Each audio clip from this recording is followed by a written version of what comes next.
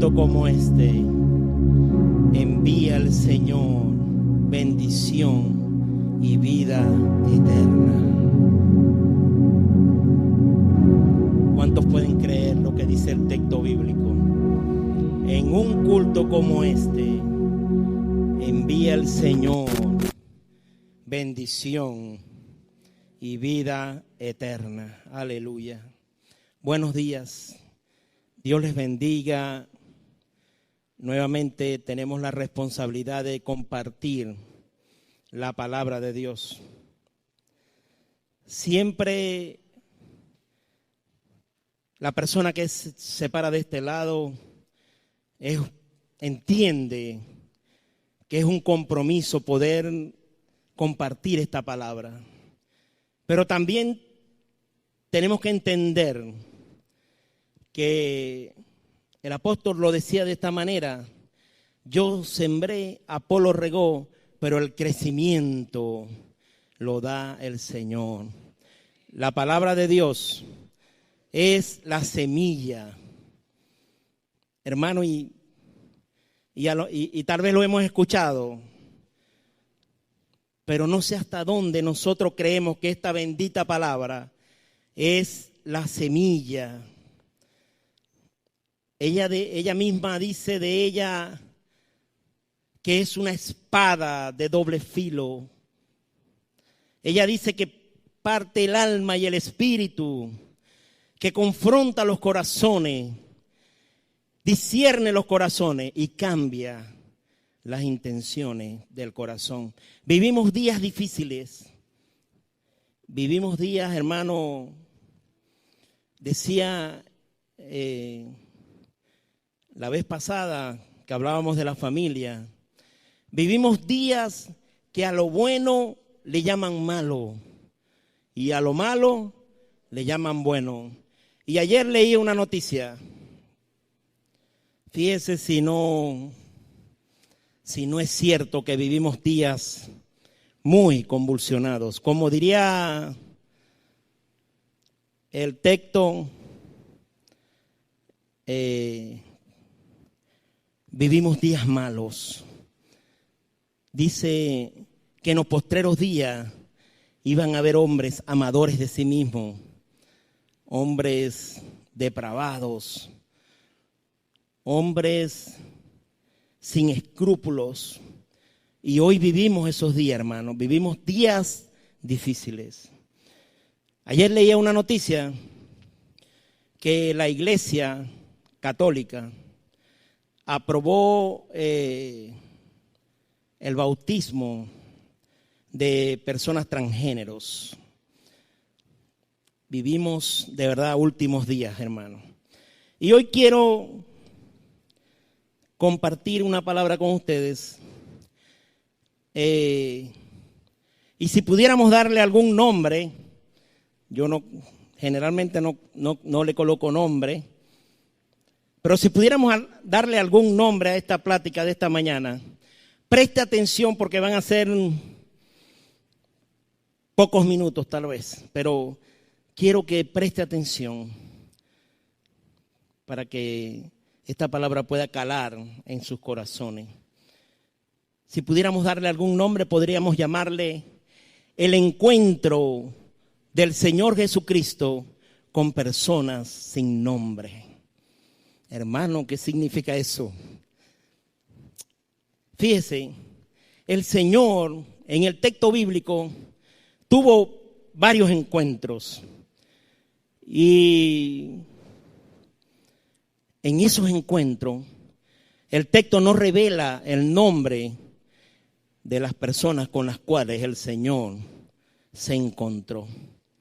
Fíjese, personas que quedaron en el anonimato, pero sin embargo aparecen en el texto bíblico. Y quiero empezar el relato en el capítulo 4 del libro de Juan. Fíjese, dice: cuando pues el Señor entendió que los fariseos habían oído decir, Jesús hace y bautiza más discípulos que Juan, aunque Jesús no bautizaba sino sus discípulos, salió de Judea y se fue otra vez a Galilea, y le era necesario pasar por Samaria. Vino pues a una ciudad de Samaria llamada Sicar, junto a la heredad que Jacob dio a su hijo José. Y estaba allí el pozo de Jacob.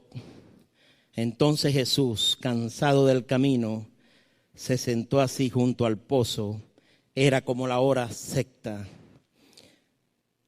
Vino una mujer de Samaria a sacar agua, y Jesús le dijo: dame de beber. Todos los encuentros, o la gran mayoría de los encuentros que el Señor tuvo con personas, fueron encuentros que Él buscó. Fíjese lo que dice el texto, que a Él le era necesario pasar por Samaria. Le era necesario pasar por Samaria porque Él iba a tener un encuentro con una persona. Alabados a Dios. ¿Cómo dije que se llamaba la persona? No, la persona no tiene nombre. Bendito sea su nombre. Y mire, a nosotros como seres humanos nos gusta que nuestro nombre aparezca. Yo pensaba en esta plática y pensaba que, y he escuchado predicadores que hablan y hablan y hablan, pero no nombran a Jesucristo en sus pláticas. Pensaba que las pláticas de hoy, que las prédicas de hoy necesariamente tienen que ser cristocéntricas. Cristo lo es todo. Cristo lo llena todo. Cristo es el que en nosotros produce el querer como el hacer. Cristo en nuestra vida, la esperanza de gloria. Pero no hablan de Cristo. Pero aquí en el texto no se nombra a esta persona. No hay relevancia con el nombre. Hay relevancia con el encuentro que tuvo el Señor con ella. El pozo de Jacob estaba situado dentro de la propiedad que había pertenecido a Jacob. No era un pozo de manantial, sino que el agua se acumulaba en el fondo cuando caía la lluvia y con el rocío. Alabados a Dios. ¿Dónde estaban los pozos mayormente? Estaban localizados en las afueras de la ciudad, junto a los caminos principales. ¿Cuándo iba a sacar la gente agua? Las mujeres, que eran quienes tenían este trabajo, 2 veces al día. Una en la mañana y una en la tarde. Esta mujer de la que estamos hablando fue al mediodía. ¿Por qué fue al mediodía? Se puede inferir que fue al mediodía porque no tenía una buena reputación. Alabados a Dios.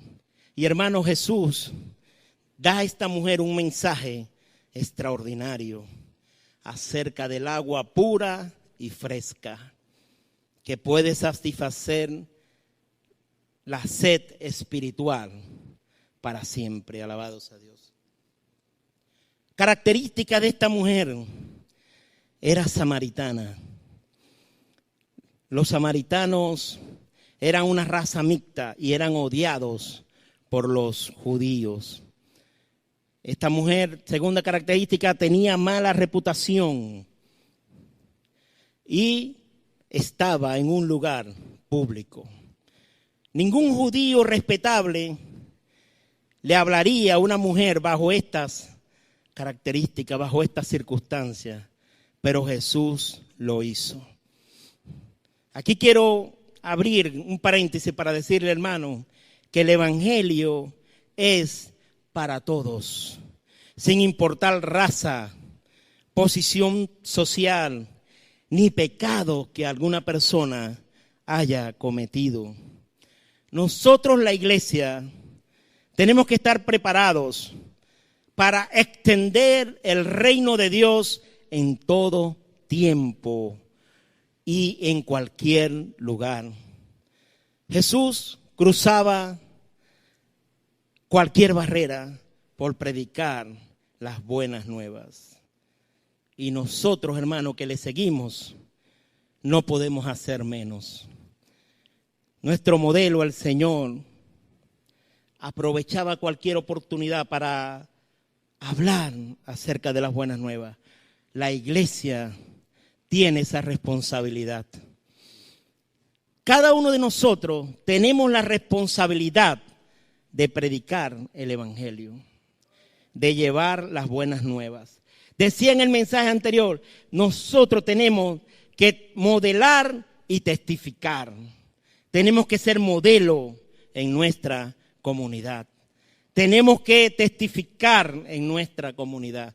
Tenemos que ser luz en medio de las tinieblas. Alabados a Dios. Muchas cosas espirituales tienen un paralelo con las cosas físicas. Por ejemplo, a nuestro cuerpo, nosotros cuando lo requiere le damos de comer, ¿verdad? Cuando nuestro cuerpo lo requiere, le damos agua. La pregunta esta mañana, ¿usted le está dando de comer a su alma? ¿Usted le está dando de beber a su alma? Alabado sea Dios. Nosotros no privamos al cuerpo de la comida ni del agua. ¿Por qué privamos a nuestra alma de el pan que descendió del cielo, del agua? Jesucristo es el agua de vida. Alabados a Dios. La palabra viviente es Jesucristo y la palabra escrita es la Biblia. Puede satisfacer el hambre y la sed del alma. Bendito sea su nombre. Fíjese, hermano, esta mujer, el Señor, vamos al texto, le dice, si conocieras el don de Dios y quién es el que te dice, dame de beber, tú le pedirías y él te daría agua viva. La mujer le dijo, Señor, no tienes con qué sacarla y el pozo es hondo. ¿De dónde pues tienes el agua viva? ¿Acaso eres tú mayor que nuestro padre Jacob que nos dio este pozo, del cual bebieron él, sus hijos y sus ganados? Respondió Jesús y le dijo, cualquiera que bebiere de esta agua volverá a tener sed, mas el que bebiere del agua que yo le daré no tendrá sed jamás, sino que el agua que yo le daré será en él una fuente de agua que salte para vida eterna. Alabado sea Dios. Fíjese, de esto no hablan los predicadores, no hablan de esto, pero mire, el Señor le dice a esta mujer, si tú supieras el don de Dios y quién es el que habla contigo, tú me pedirías a mí y yo te daría de beber agua viva, agua que salte en tu vida para vida eterna. Ahora, miren la respuesta de esta mujer. ¿No se le parece mucho a las predicaciones de hoy en día? Esta mujer le dijo, Señor, dame de esa agua para que yo no tenga que venir más a sacarla. Ese es el mensaje que se está dando hoy. El mensaje de que si tú llegas al Señor, no tienes que hacer más nada, se acabaron los problemas, se acabaron las dificultades. Erróneamente se da ese mensaje, pero Jesucristo nunca dio ese mensaje. Jesucristo está hablando con esta mujer y está hablando cosas espirituales. Está hablando de su necesidad espiritual, de su hambre espiritual, de su sed espiritual. Nada que ver con el mundo en el que vivimos. Ese mensaje de que si uno llega al Señor se le acabaron los problemas, nos engañaron y nos están engañando. Pero nosotros tenemos que hablar el texto bíblico, tenemos que hablar la Biblia. La Biblia dice ella misma que es lámpara a nuestros pies y lumbrera a nuestro camino. Si usted se sumerge en el texto bíblico, si usted lee la Biblia, si usted la escudriña, si usted la estudia, usted no va a ser engañado. Usted no va a ser engañado, hermano. Tenemos que hablar lo que dice la Biblia. No se equivoque. Esta mujer erróneamente le dice, dame de esa agua para que yo no tenga que ir más a sacarla. Fácil. Resuelve tú que ya no hay problema. Pero no era eso lo que el Señor le estaba enseñando. Alabado sea Dios. Fíjese. Dice... Respondió Jesús y le dijo, cualquiera que bebiere de esta agua volverá a tener sed, mas el que bebiere del agua que yo le daré no tendrá sed jamás, sino que el agua que yo le daré será en él una fuente de agua que salte para vida eterna. La mujer le dijo, Señor, dame de esa agua para que no tenga yo sed jamás, ni venga aquí a sacarla. Jesús entonces, viendo que esta mujer no ha entendido el mensaje, mire lo que le dice. Ve y llama a tu marido. Alabado sea Dios.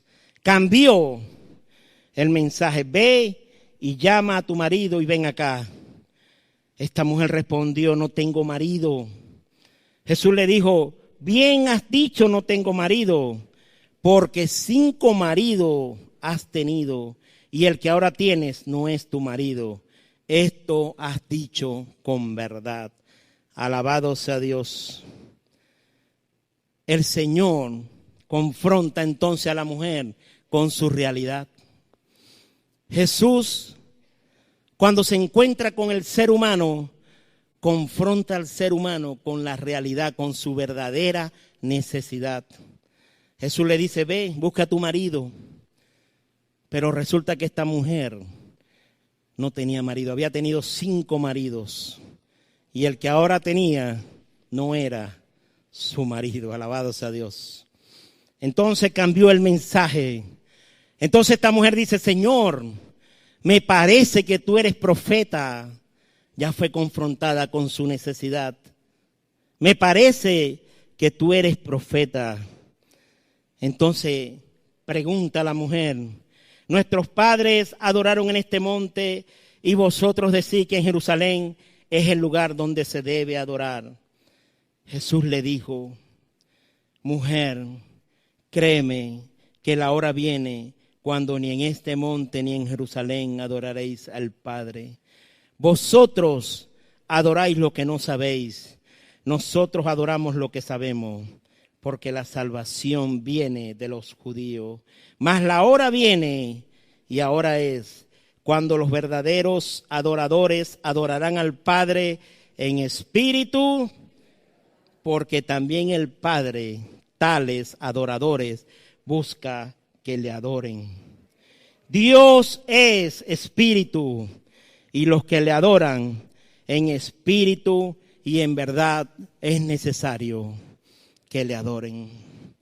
Nosotros, hermanos, tenemos que adorar al Señor en espíritu y en verdad. Y aquí quiero aclarar que adorar a Dios no es solo cantar, hermano. Se ha creado un concepto errado de que adorar a Dios es cantar, pero no. Cuando tú obedeces la palabra de Dios, estás adorando al Señor. Alabado sea Dios. Cuando tú vives una vida conforme al texto bíblico, estás adorando al Señor. Hermano, pero entonces esto está difícil. No, no está difícil. Porque, ¿qué dice el texto? Fíjese. Dios es espíritu y los que le adoran en espíritu y en verdad, es necesario que adoren. Nosotros tenemos que vivir en el espíritu.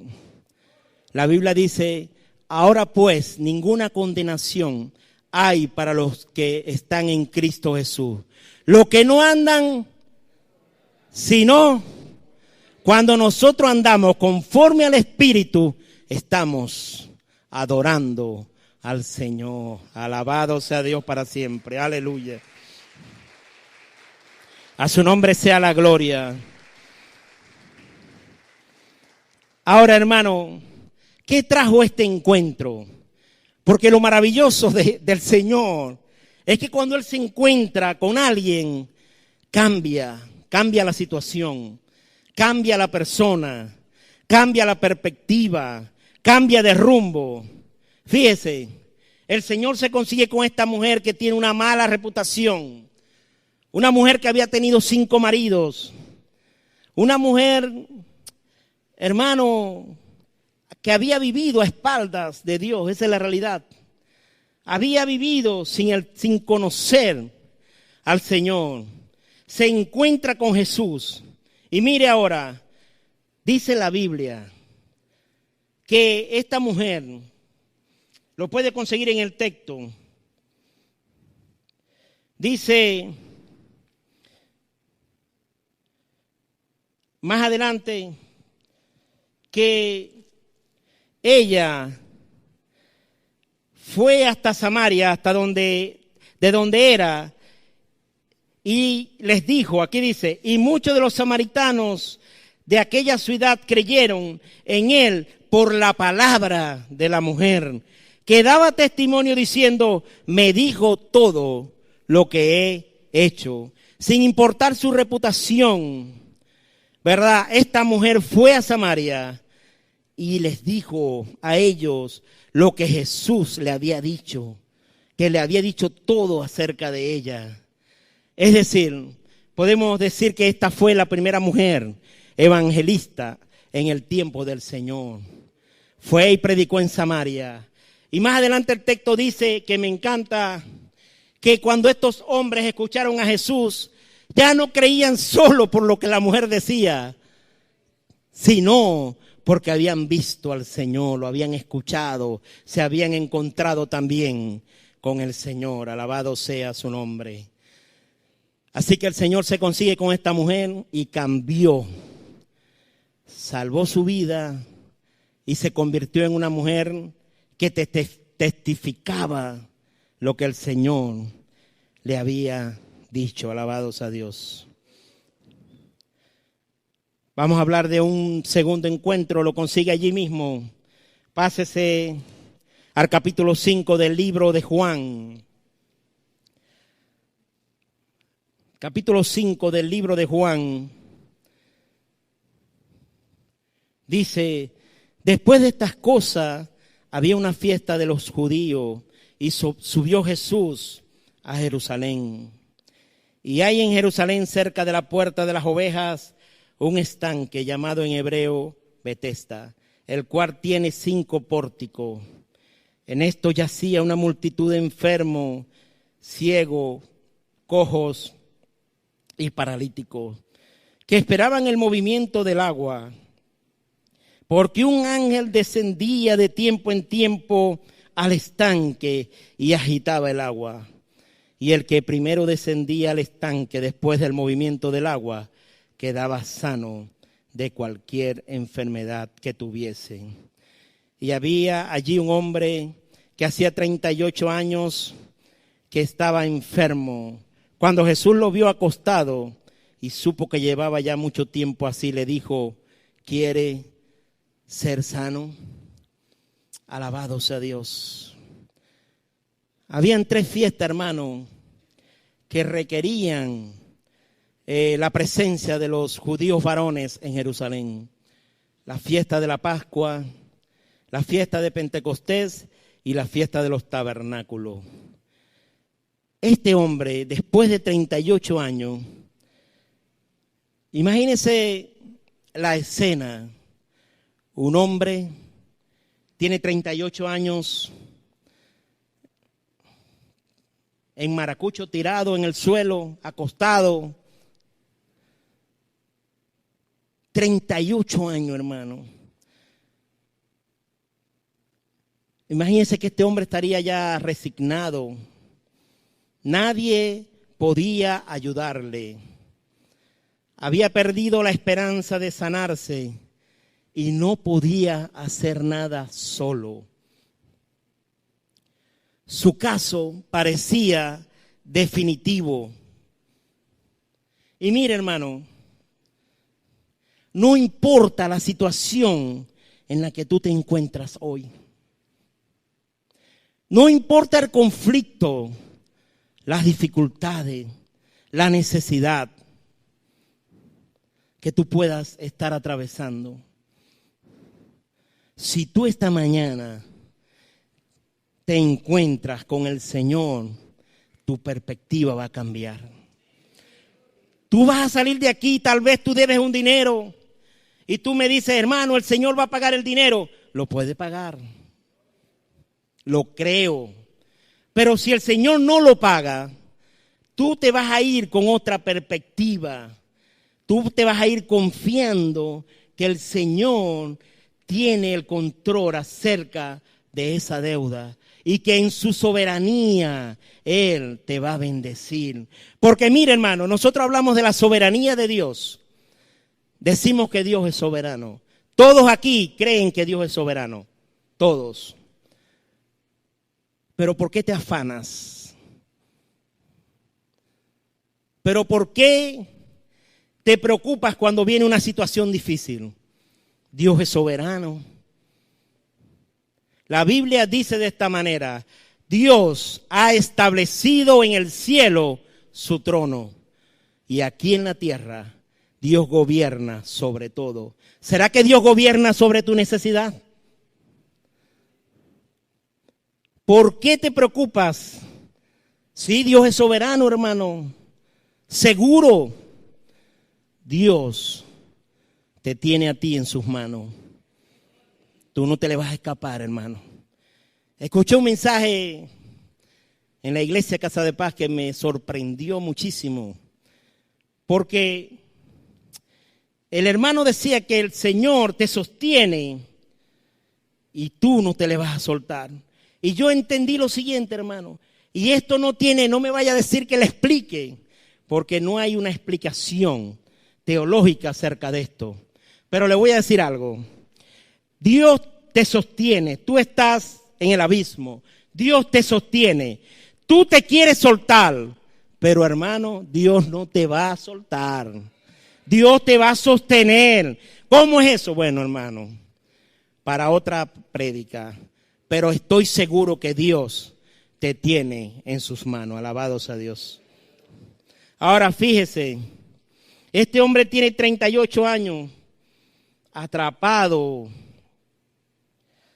en su necesidad, en una necesidad profunda, 38 años tirado. Y hemos escuchado muchas veces esto, pero tenemos que ir a la escena, tenemos que visualizar al hombre allí. Y fíjese, hay muchos enfermos. Y a veces uno se pregunta, hay tanta necesidad, ¿será que el Señor me va a ver a mí? Porque aquí dice que había muchos enfermos, pero el Señor vio a este hombre. Y hermano, esto se parece mucho a cuando el Señor va caminando y dice que había un hombre pequeño que se subió a un árbol, sicómoro creo que se llama el árbol, y para ver al Señor. Y la Biblia dice que el Señor mirándole le vio. O sea, una cosa es mirar y la otra es ver. Y aquí dice el texto que el Señor vio a este hombre, 38 años, estaba en la miseria, estaba enfermo, estaba sin esperanza, resignado, nadie podía hacer nada por él, pero apareció el Señor. Así estamos nosotros a veces. Estamos en una situación difícil. Estamos pensando, no, ¿será que yo me voy por el Darién? Algo tengo que hacer. Pero hermano, el Señor te sostiene. Créelo. No, hermano, lo que pasa es que usted no sabe lo que yo estoy viviendo. Mire, decía en una oportunidad que tal vez usted nos vea a nosotros, ve a la persona que por la gracia de Dios puede estar de este lado dando algún mensaje. Y usted allá sentado dice, al hermano Renzo no le pasa nada, hermano. Ese está libre de problemas. Ese está, pero el Señor lo quiere mucho. El Señor no quiere nada con él. Pues hermano, se equivoca. Los que estamos aquí, por la gracia de Dios, atravesamos también dificultades. El domingo pasado iba a predicar en la iglesia Casa de Paz. Y habían arreglado el freno del carro. Y cuando vamos por la autopista 1, antes de subir el puente de Sanatorio, hermano, las dos ruedas de adelante se frenaron y empezaron a botar humo. Dios mío, paro. Mi esposa se asustada. Ay, Dios mío, Renzo está botando humo. Tranquila, tranquila.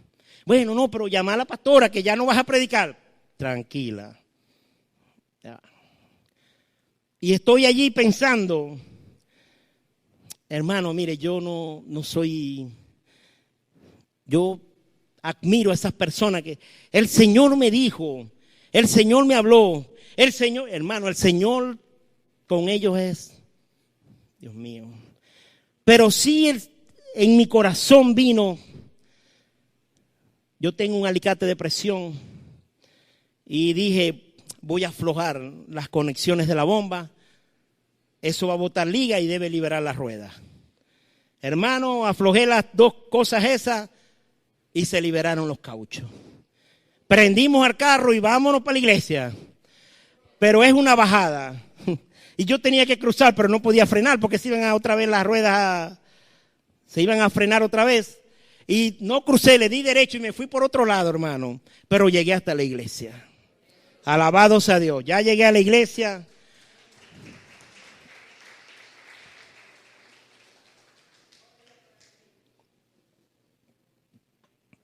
Llegué a la iglesia, se me olvidó lo del carro. Aquí vamos a predicar. Al mediodía nos volvemos a preocupar por el carro. Pero hermano, no me lo va a creer. O tal vez me lo cree. Yo no hablo mentira, hermano. Yo estoy sentado, están alabando al Señor. Y otra vez se me viene al corazón, Renzo, ponerle las dos tuerquitas que le quitaron. Mi alma, digo yo, las dos tuerquitas. Le habían quitado dos tuercas a la unión del hidrovac con la bomba. No sé si usted sabe algo de eso.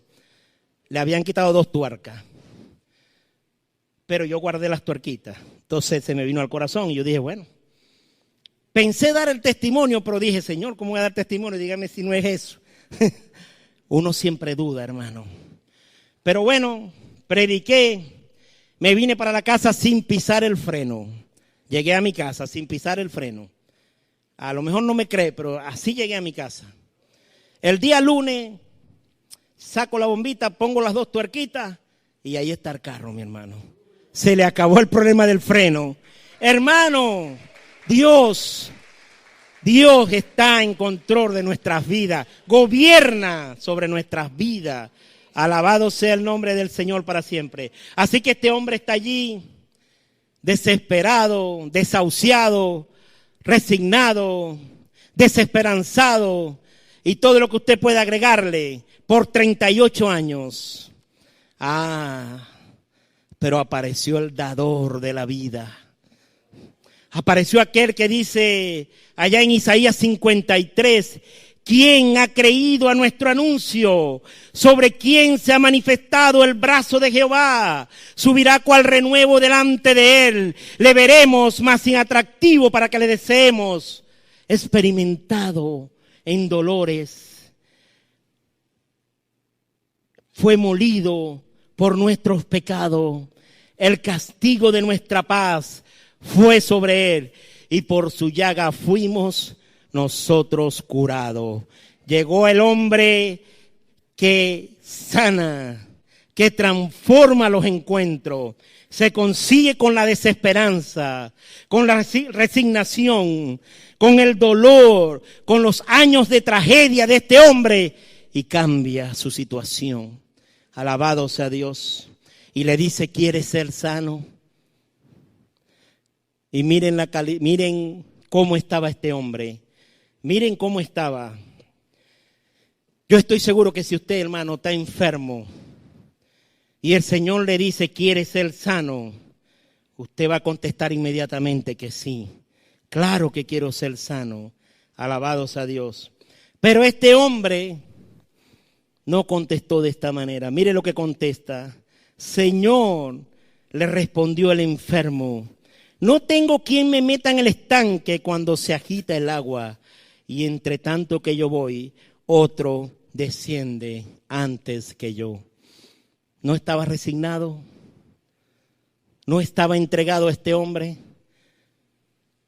Pero se consiguió con el Señor, se consiguió con el Maestro, se consiguió con la esperanza, se consiguió, como diría él, el Señor en una oportunidad dijo, yo soy la resurrección y la vida. Yo soy la esperanza. Yo soy la verdad. Yo soy el camino. Se consiguió con el que cambia cualquier circunstancia, cualquier situación. Y el Señor le dijo, levántate, toma tu lecho y vete a tu casa. Un hombre desesperanzado ahora tiene esperanza. El Señor cambió su situación. Pero mire, hermano, más allá de este milagro portentoso, de este milagro extraordinario, de este milagro que no podemos darle algún tamaño, mire lo que dice el versículo 14, hermano. Después le halló Jesús en el templo y le dijo, mira, has sido sanado, no peques más. Mira, hermano, el Señor se consigue con este hombre. Su necesidad era ser sano, según él. Pero según el Señor, la necesidad real de nosotros es nuestra salvación. Es la vida eterna. El Señor lo sanó, pero después le dijo, mira, no peques más. No peques más. Un mensaje para nosotros esta mañana, hermano.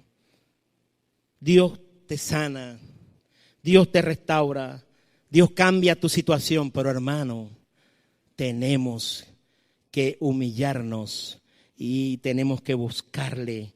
Y tenemos que arrepentirnos y tenemos que decirle que nos rompa y nos haga de nuevo. Esa es la idea. La idea es la vida eterna. Alabado sea el nombre de Dios para siempre. A su nombre sea la gloria. Vamos a un tercer encuentro, hermano. Y aquí se cambia de libro y busque Lucas en el capítulo 13. Lucas capítulo 13, el versículo 10. En adelante. Enseñaba Jesús en una sinagoga en el día de reposo. Y había allí una mujer que desde hacía 18 años tenía espíritu de enfermedad y andaba encorvada y en ninguna manera se podía enderezar. Alabados a Dios. El Evangelio de Lucas nos dice que Jesús enseñaba en una de las sinagogas en el sábado. El texto no refiere el lugar. En el verso 11 habla de la condición de esta mujer, quien se encontraba con un espíritu de enfermedad desde hacía 18 años. Y de ninguna manera se podía enderezar. Alabado sea Dios. La mayoría de nosotros hemos visto esas personas cuya columna se va encorvando. Se le llama cifosis. Este es el resultado muchas veces de un aplastamiento de los cuerpos de las vértebras o deformaciones de los mismos. En este caso, que en forma progresiva por 18 años, la situación había empeorado. Alabado sea Dios. Mire, esto es una situación difícil. Me imagino que a la mujer iban pasando los años y se iba encorvando y encorvando más. Y yo tenía un tío, hermano, que tuvo esa situación. Y ya en últimas, ya casi que la cara casi llegaba al suelo. Es una situación dura, difícil. Y fíjese que la persona se va encorvando y ya no mira hacia adelante, mira el piso. No puede alzar la cabeza para mirar hacia adelante. Y dice el texto que no podía enderezarse, estaba encorvada por 18 años. Esta mujer, y nuevamente se encuentra con el Señor, alabado sea Dios. Y fíjese, esta mujer tal vez ya no podía caminar elegantemente, no podía ponerse vestidos, no podía lucir vestido. Alabado sea Dios. No podía enderezarse. Y se consigue en este texto con el Señor. Y fíjese que ella no pide ser sanada. Dice, cuando Jesús la vio, la llamó y le dijo, mujer, eres libre de tu enfermedad. Y mira, hermano, nuevamente el texto dice que cuando Jesús la vio, fijó su mirada en esta mujer. Dice, mujer, eres libre de tu enfermedad. Alabado sea Dios. Y este es uno de los textos donde habla también de la enfermedad como un espíritu. Hay doctrinas donde todas las enfermedades quieren decir que son espíritus. Eso no es lo que dice la Biblia. En esta oportunidad específica habla de que era un espíritu y el Señor le dice, mujer, eres libre de tu enfermedad. Y puso las manos sobre ella y ella se enderezó luego y glorificaba a Dios. Primero le dio la palabra, le dijo, mujer, eres libre de tu enfermedad. Y después la tocó. Mire qué hermoso, qué tierno es el Señor. El Señor es tierno, hermano. Esto no es una doctrina, pero yo oro al Señor cuando en privado le digo, Señor, abrázame. Señor, que tu presencia esté conmigo. Hermano, y la experiencia ha sido muy hermosa. Dios te abraza, Dios es tierno. Cuando estés agobiado bajo la situación o la presión más difícil, dile al Señor que te abrace. El Señor liberó a esta mujer y la tocó de una manera hermosa, tierna. Y esta mujer fue libre de su enfermedad. Alabado sea el nombre de Dios para siempre. Para que no hagamos muy larga esta plática, voy a hablar del último encuentro, que creo que es el encuentro más fuerte que ha tenido el Señor en el texto bíblico. Váyase al Lucas capítulo 8. Lucas capítulo 8, en su versículo 26.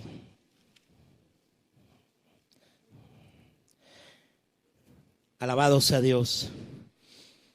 Dice la Biblia, y arribaron a la tierra de los Gadarenos, que está en la ribera opuesta a Galilea.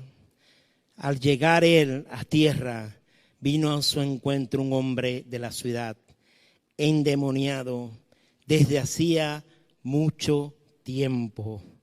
Y escucha las características.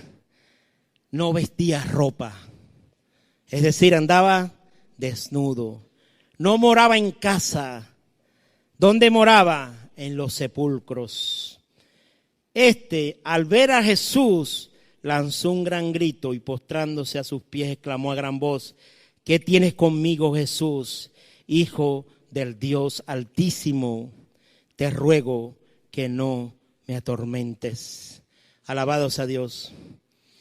Hermano, y antes de este texto, o antes de este episodio, el Señor le dijo a sus discípulos: pasemos al otro lado. Y esto, hermano, no sé a usted, pero a mí esto me emociona, el hecho de que el Señor sabe que hay una necesidad, sabe que hay un problema, y le dice a los discípulos: vamos para allá, vamos para el otro lado.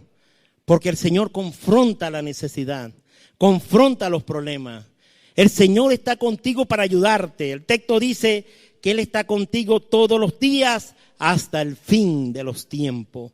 Él dice: vamos al otro lado, muchachos. Y se ha desatado una tormenta. Hoy quiero decirte que si el Señor te ha dicho algo, no temas. El Señor no miente. Él va a cumplir lo que te ha dicho. Si es el Señor que te lo dijo. Él les dice: pasemos al otro lado. Se desata una tormenta. Pero hermano mío, los discípulos entraron en desesperación. Pero el Señor iba en la barca. Tal vez nosotros a veces entramos en pánico, pero el Señor está en nuestra barca. El Señor está de nuestro lado, hermano. Y el Señor está allí con ellos. La tormenta apretaba y ellos ya no podían. Señor, vamos a perecer. Pero ¿qué le había dicho el Señor a ellos? ¿Qué les dijo? Pasemos al otro lado. Mire, si esa barca se hubiese destruido toda, hubieran llegado todos encima de unas tablitas. Pero de que llegaban allá, iban a llegar al otro lado. Porque cuando el Señor da una palabra, hermano, es que la cumple. Él no es hombre para que mienta y no es hijo de hombre para que se arrepienta. Y llega al otro lado, hermano. Llegan al otro lado después de una tormenta. Pero ¿qué había en el otro lado? Un hombre con estas características. Desnudo, no vivía en casa, estaba full de demonios. Era una piltrafa humana, era un hombre, creo que el hombre más terrible que puede aparecer en el texto bíblico. Y llegó, él se consigue con el Señor, se encuentra nuevamente con el Señor. Hermano, y el Señor lo mira y el Señor lo liberta. Y mire, me gusta lo que dice el texto bíblico más adelante, que el hombre, cuando vinieron los de los poblados aledaños, consiguieron al hombre a los pies del maestro, vestido y en su juicio cabal. Casi que no hubo un cambio en la persona, hermano. Pero mi hermano, la pregunta esta mañana es: ¿tú quieres que el Señor se encuentre contigo? Porque, hermano, si el Señor se encuentra con nosotros, va a cambiar todo en nuestras vidas. No, hermano, a mí se me hace difícil. yo tengo el carácter muy volátil. Encuéntrate con el Señor. Encuéntrate con el Señor. No, lo que pasa es que usted no me conoce. Yo soy un fosforito. Encuéntrate con el Señor. El Señor cambia. El Señor transforma. El Señor quiere obrar completamente en nuestras vidas. ¿Por qué, hermano? ¿Por qué el Señor quiere cambiarnos? Porque Dios quiere que tú seas un instrumento de honra en sus manos. Pero para eso tenemos que someternos a Dios. Porque, hermano, la gente dice, el diablo va a huir de nosotros. ¿Cómo dicen? Resistí al diablo y de vosotros huirá. Pero, hermano, no leen el principio del texto. El principio del texto dice, someteos pues a Dios. Ahora sí, hermano, resistid al diablo y él va a huir de ustedes. Mi consejo esta mañana, hermano, encuéntrate con el Señor y tu vida será cambiada. Tu vida será diferente. Tal vez los problemas permanecerán, pero tu perspectiva será distinta. Enfócate en Cristo. Cristo lo es todo. Cristo lo llena todo. Alabado sea Dios.